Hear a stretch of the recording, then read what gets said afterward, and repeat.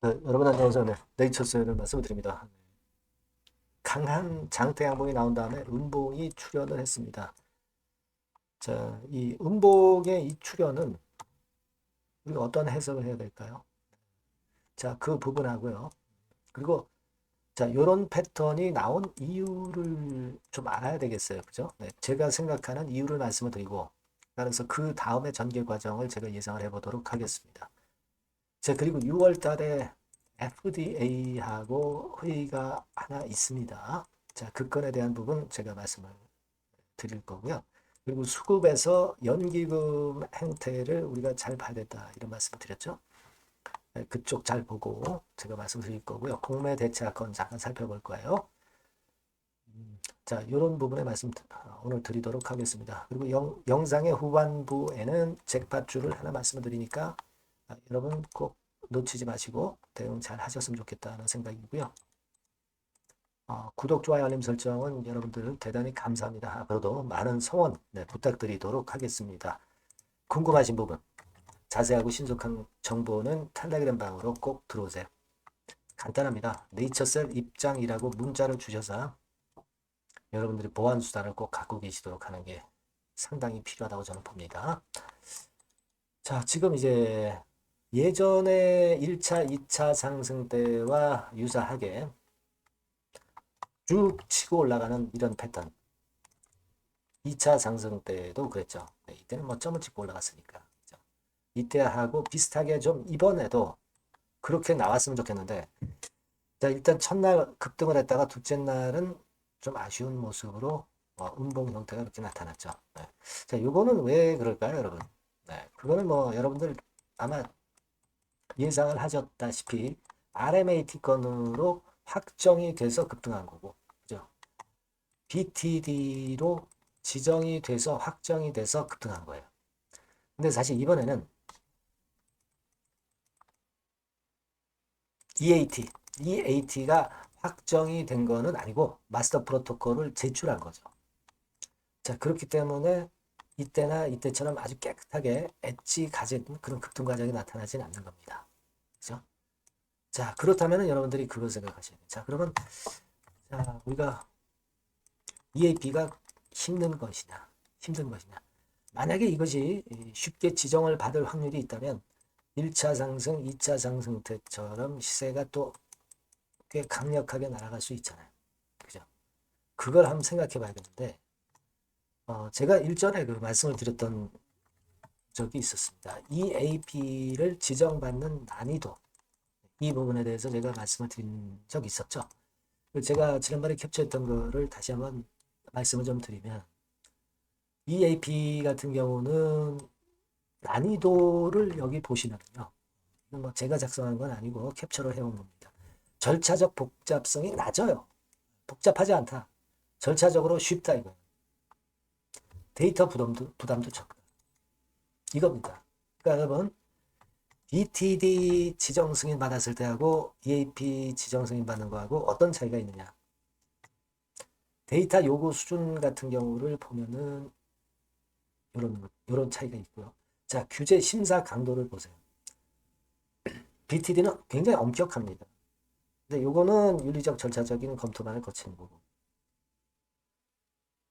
환자 선정 기준 충족 등 제약사 동의. 그러니까 EAP가 BTD보다 수월하게 지정을 받을 수 있다는 것을 여러분들이 꼭 생각을 하실 필요가 있다. 이겁니다. 여기 밑에 결론이라고 해서 나와 있지만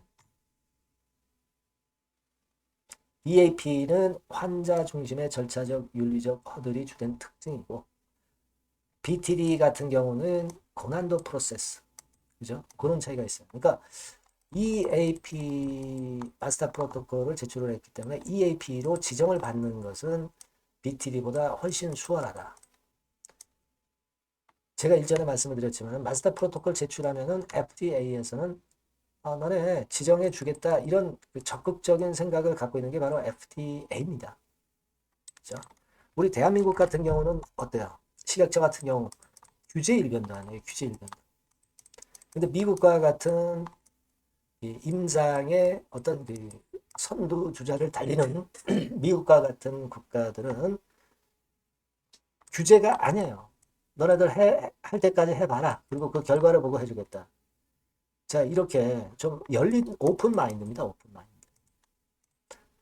그러니까 한국의 식약처는 굉장히 보수적이에요. 반면에 FDA 같은 경우는 굉장히 적극적이죠. 그러니까 우리가 선진국 따라잡으려면 이런 선진국의 미국과 같은 곳에 이 적극적인 마인드를 본받아야 돼요. 식약처 애들은 이 보수적 마인드를 좀 버려야 됩니다. 이게 진짜 절실하다. 저는 그렇게 보고 있고요. 결국은 규제 일변도로 가다가 결국 이제 선진국의 방침을 나중에 쫓아가거든요. 나중에. 그죠? 여러분들 느끼셨겠지만. 이 개선이 돼야 돼요. 개선이. 어쨌거나 FDA 이번에 EAP 건은 수월하게 승인을 한 달 내에 어제 말씀드렸죠. 한 달 내에 받을 거. 그러니까 뭐예요? 이때처럼 상승이 아주 강력하지는 않는다 하더라도 결국은 이제 올라갈 것이다. 왜? 지정될 확률이 굉장히 높기 때문에 EAP 지정될 확률이 굉장히 높기 때문에 그걸 생각하시면 자 오늘의 음봉 나온 거 이해가 되실 거예요. 그죠? 그러니까 너무 급하게 마음 먹으시지는 마시고 다만 이제 방향이 이런 쪽으로 이렇게 가면 되는 거예요. 지금 이제 그런 쪽으로 가는 방향을 만들어 갈 거라고 저는 봅니다. 무슨 이야기인지 이해가 되시죠?